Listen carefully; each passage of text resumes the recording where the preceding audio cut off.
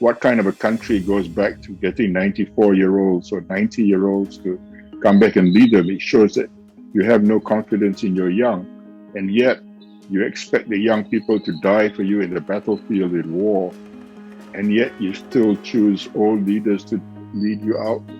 It doesn't work that way. You're living in a different age now.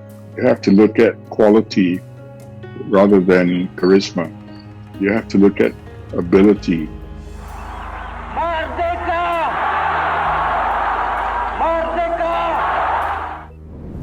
1957年8月31号，马来亚独立当天，敦依斯迈是站在东姑阿多拉曼身边的其中一位领袖。64年过去了，我国政局却是比以往更多动荡。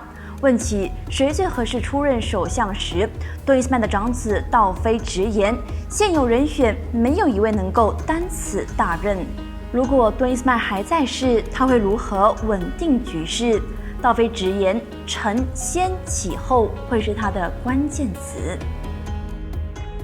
When Tunku Tun Razak and my dad became ministers in Merdeka in 1957, they were very young men. The oldest person was Tunku Abdul Rahman at the age of 50 plus. Tun Razak was about 30 something. My dad was just about 40 years old.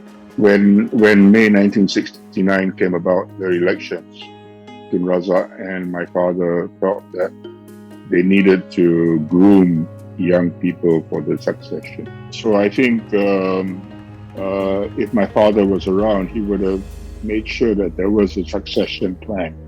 Because when he and Razak were around as PM and DPM, there were some very bright young people that were available for people to choose from. But unfortunately, because they were rivals to Mahathir, they were pushed aside.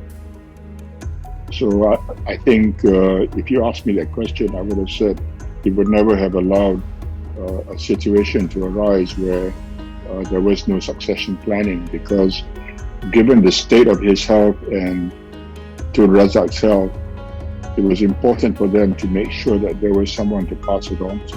Unfortunately, Mahathir's succession plans have all failed. He's the worst teacher for breeding leaders that I can think of. All the people that you are finding fault with now were his students in UMNO, the University of UMNO, rather Mahathir's leadership school of leadership, and they're all failures. I mean, the current prime minister is a Mahathir graduate. Najib was a Mahathir graduate. Zahid is a Mahathir graduate.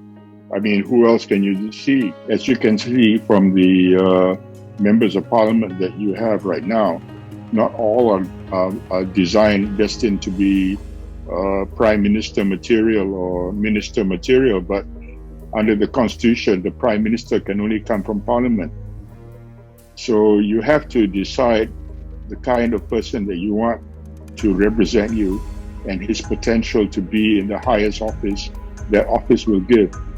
So don't just elect a dud to be your member of parliament, because that guy might end up being your prime minister and it'll be your fault that he's a prime minister.